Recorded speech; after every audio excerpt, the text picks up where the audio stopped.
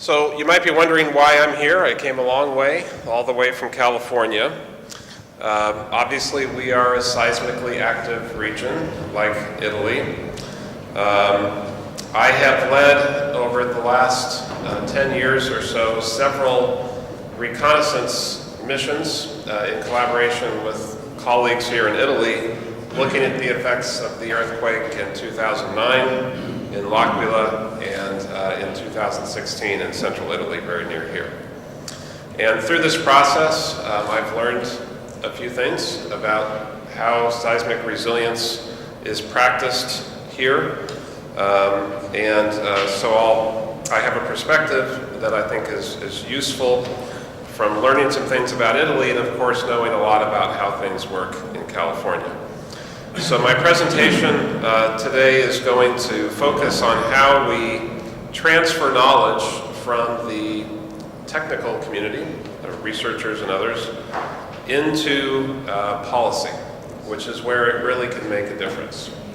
So we do research to learn, to study, because it's interesting, but it really matters if it can make it into the realm of policy, because that's where it can affect the public. So that'll be my emphasis today. I'll be focusing mostly on California, how we approach this in California, but I will have some remarks on Italy and what I've learned at the end.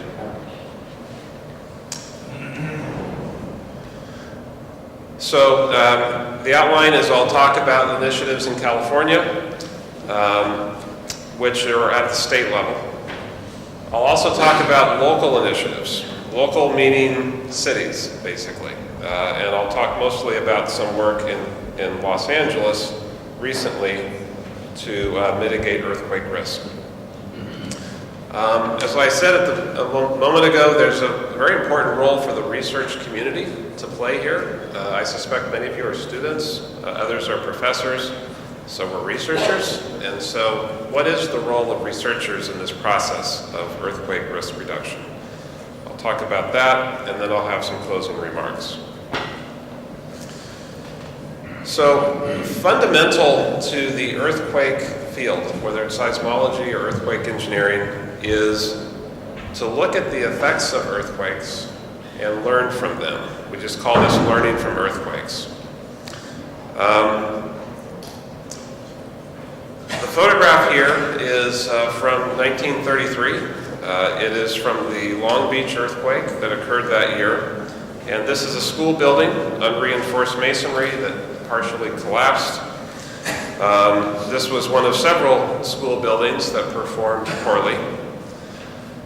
The photo, the collapse here fortunately occurred early enough in the morning that nobody was hurt by it, but nonetheless, the lesson was clear, which is that the way that we were building our schools at that time was unsafe, and we had to do better.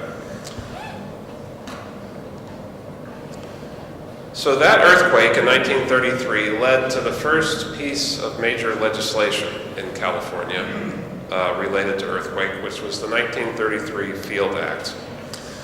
That act was from the California State Legislature, and it called upon the engineers to design earthquake-resistant schools. Now, the interesting thing is that nobody knew how to do it in 1933.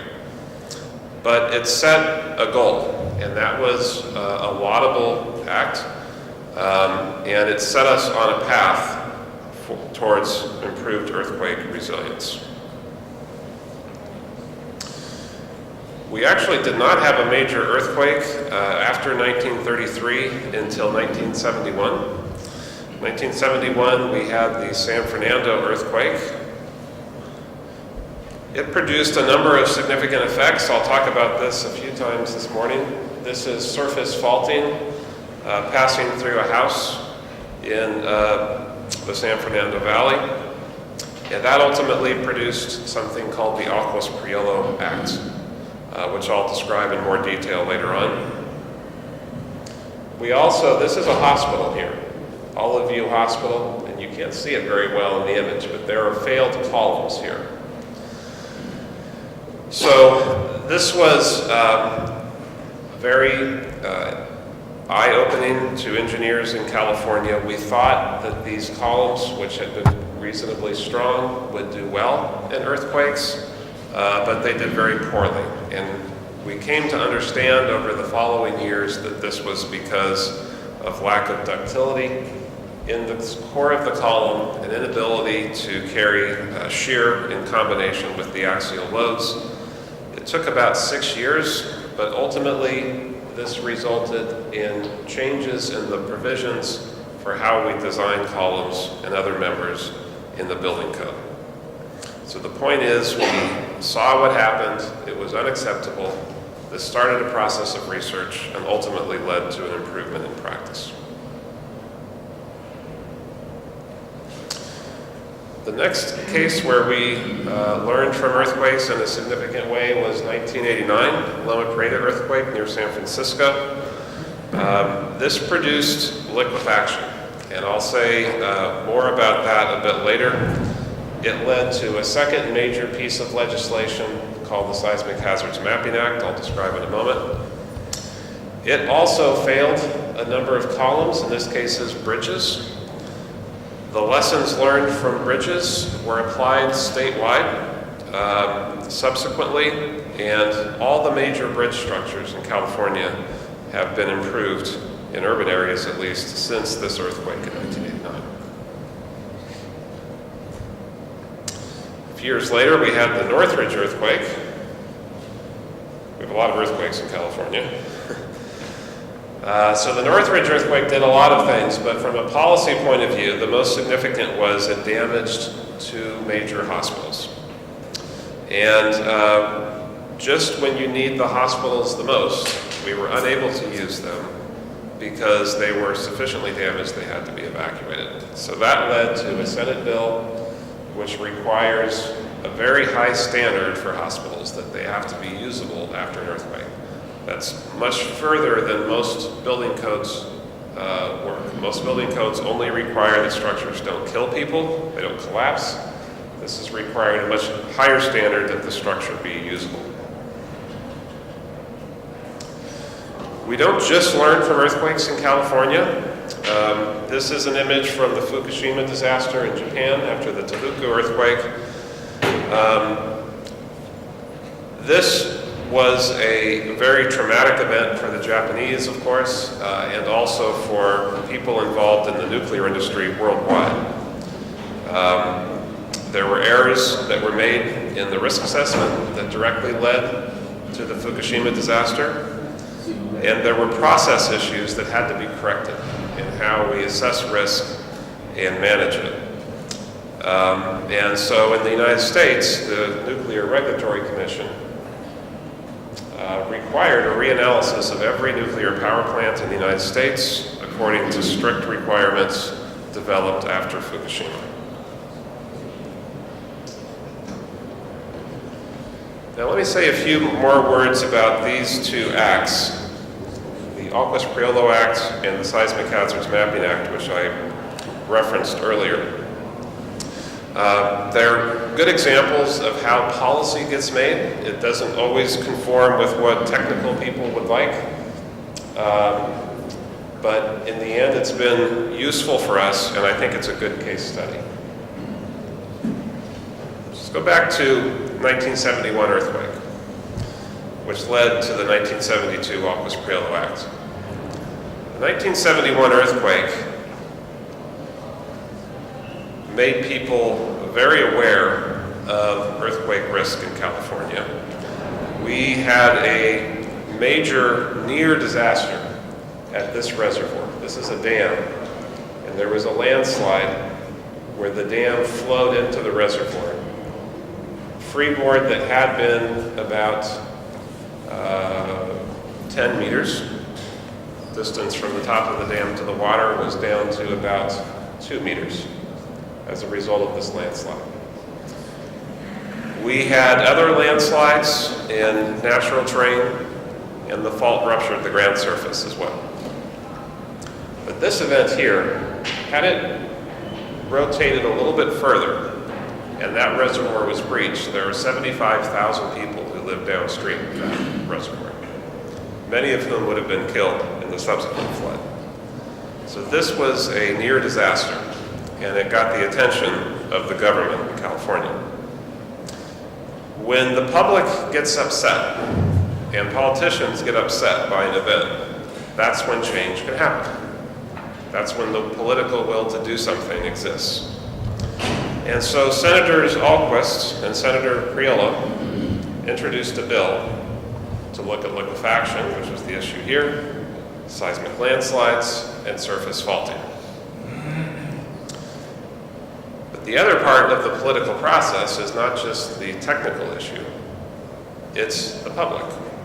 And the way that they wanted to assess this risk was to map it. And if you're mapping a liquefaction zone, well, many very expensive real estate regions in California are in liquefaction zones.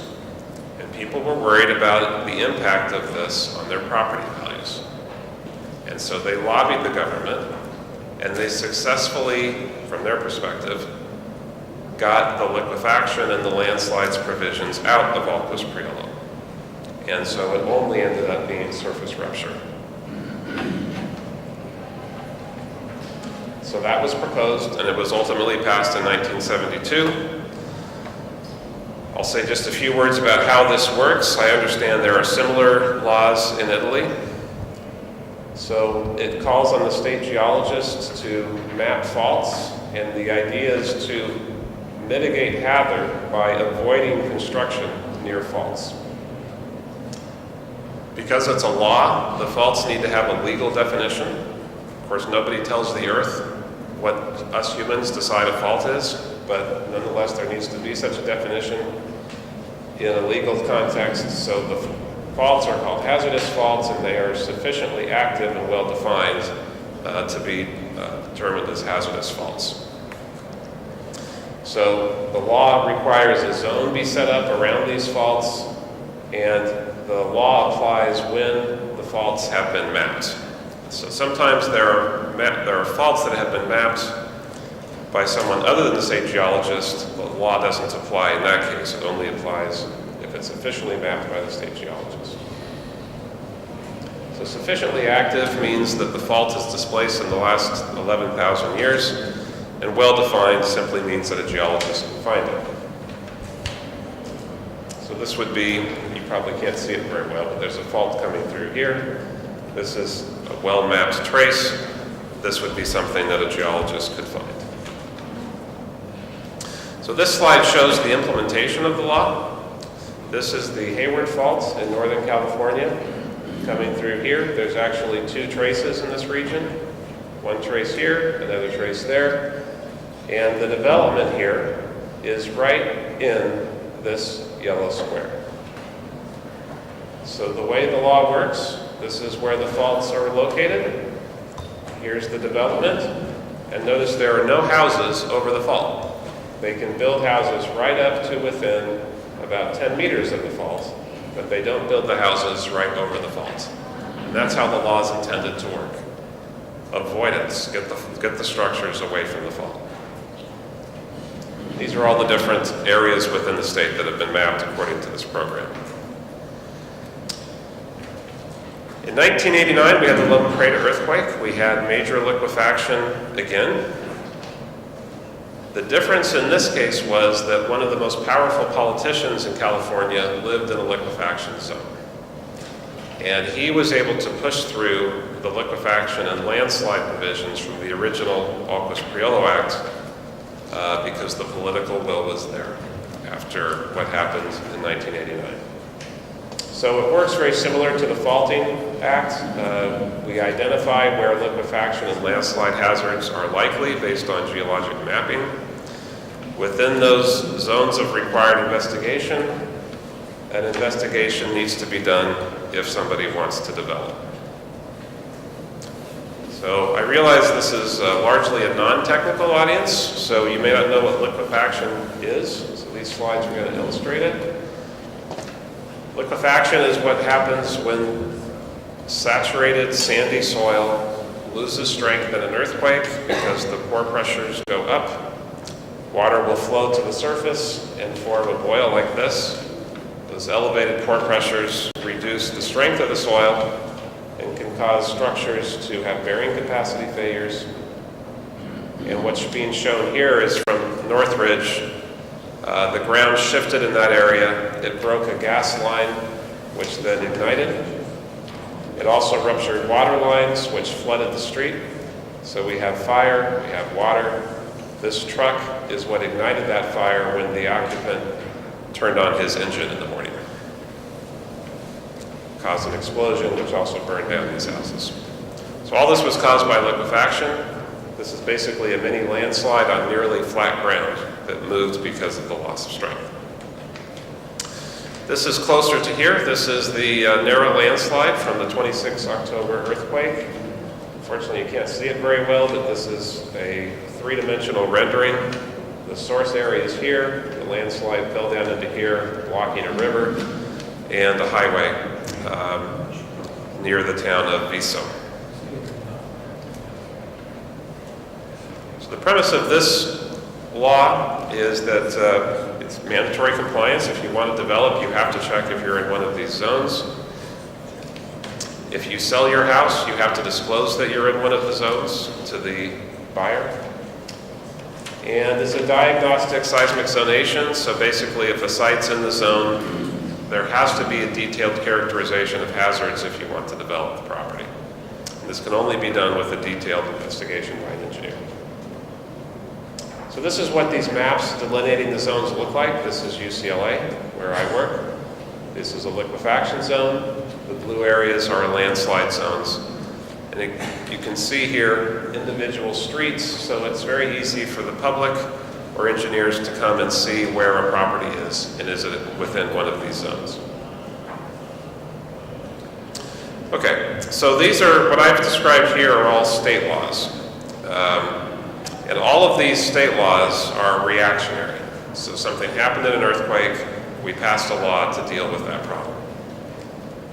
The local measures are a little different, and I'd like to talk about them next.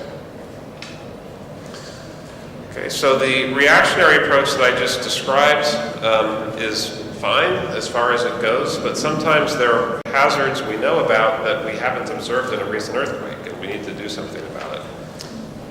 And that's where these local laws come in. So what this says here is the Mayor's Office of Resilience. This is an initiative in the city of Los Angeles that did not occur immediately after an earthquake. In other words, it was something that was done proactively. And so I think the mayor, Garcetti, deserves some credit for doing this. His resilience plan is not just about earthquakes, it's also about risk from fires, floods, and extreme heat. The last three we know to be related to the effects of global warming, which is only getting worse. His resilience plan involves many things, but one group of activities is in preparedness. So he's investing in earthquake early warning. This is to detect earthquakes before the strong shaking arrives in the region. Neighborhood resilience plans, so working with local communities to prepare before the earthquake. He's working to set post-earthquake, post-disaster service restoration. So for example, after an earthquake, water systems don't work. He's trying to set up targets for when service would be restored. And the last one here is very important, and this is one that I tell people in Los Angeles all the time, is that we have to be prepared to be self-dependent, self-sufficient for about 2 weeks after a major earthquake. We cannot count on the government helping us. People need to learn that lesson and store food and store water. The other part is we have to harden our infrastructure, and you have issues of this sort in Italy as well. The first two are different types of structures that are common in California that we know to be earthquake, at risk of earthquakes. We have a major water supply problem. Most of our aqueducts cross major faults, and we have a vulnerable power grid. Now these two here are particularly significant in the mayor's initiative. He's requiring all major non-ductile concrete structures and soft story structures to be retrofitted with some assistance from the government, but this is a very significant step forward because these are privately held structures.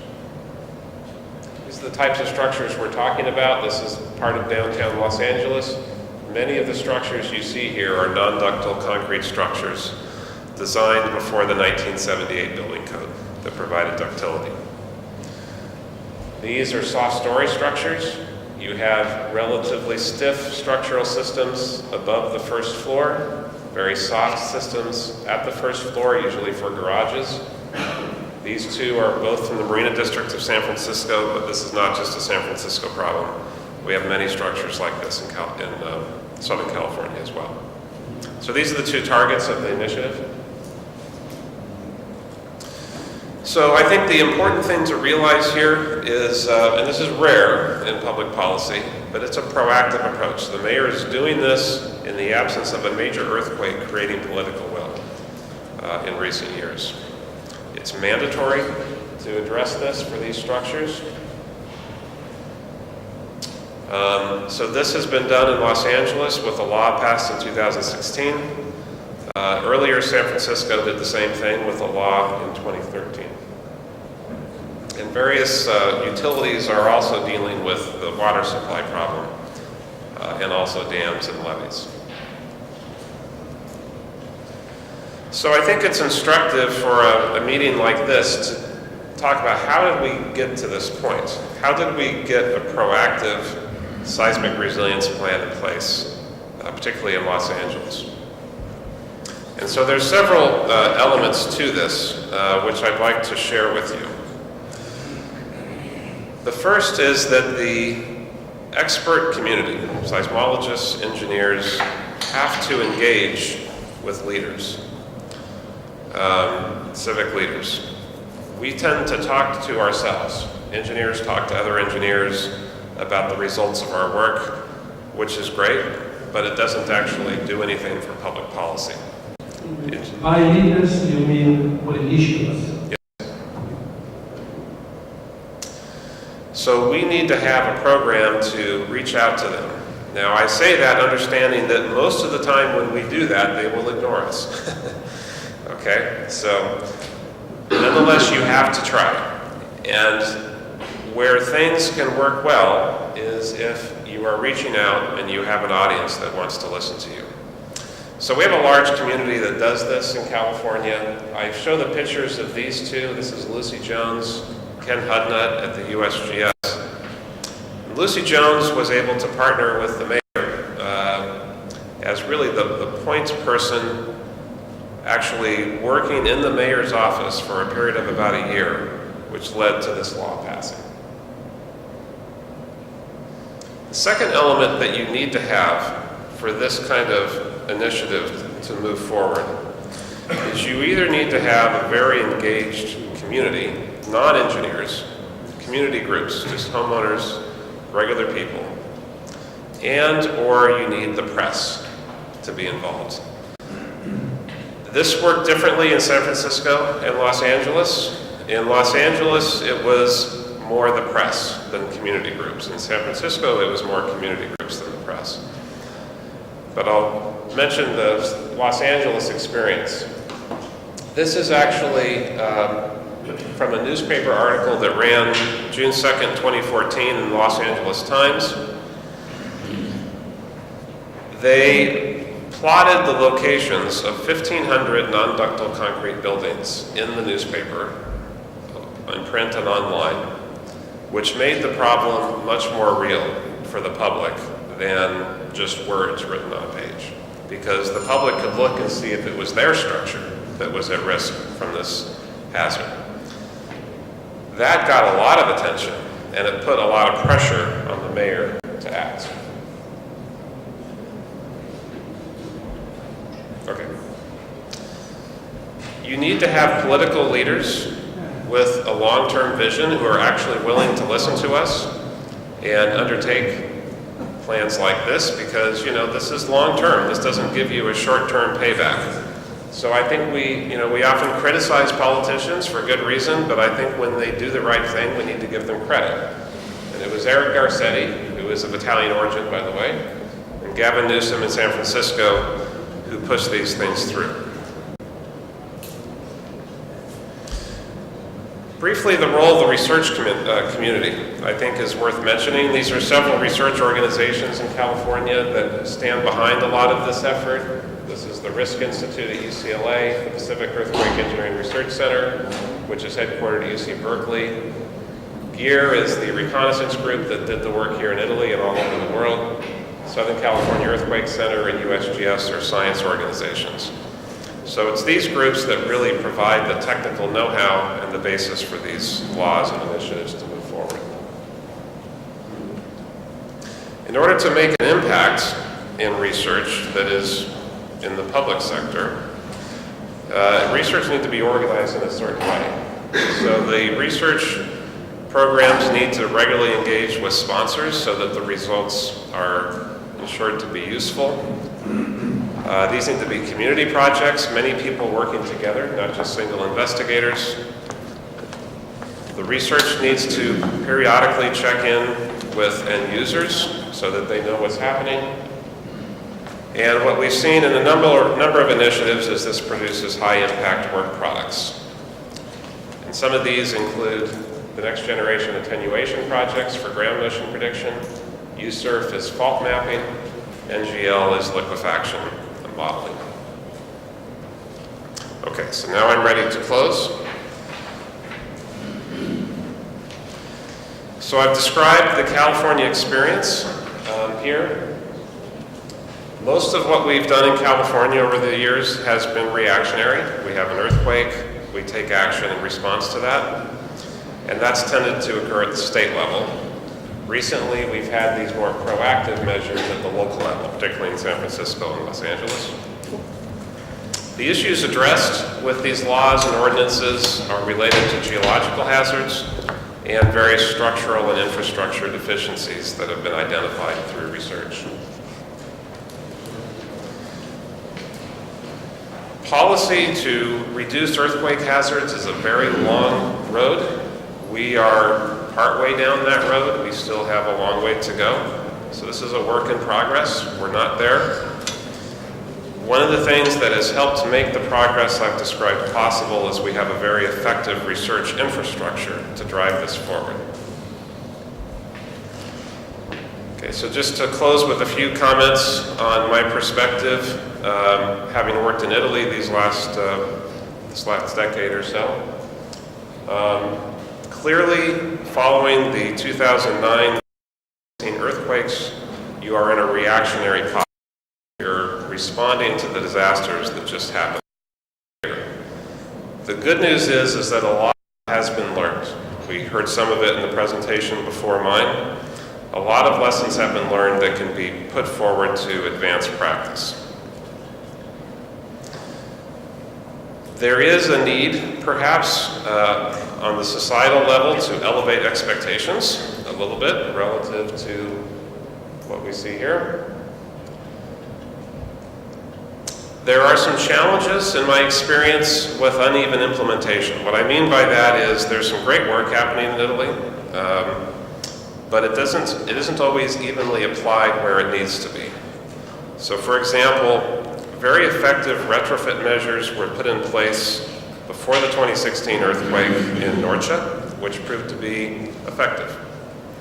Similar efforts were not made in Marche, and we see the effect of that there.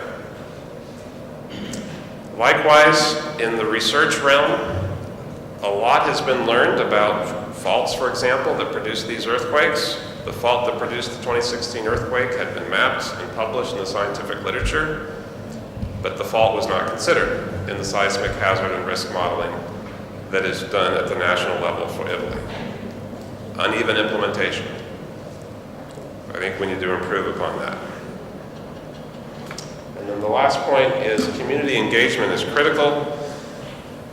What I mean by that is that we as subject experts need to work with elected officials in the manner that I've described to advance these initiatives, communicating clearly simple messages that they can implement. And we need to engage our own communities so that we can develop consensus within our communities on technical products to guide engineers and scientists doing their work on projects that benefit the public. Okay, so with that I will stop, and I appreciate your attention.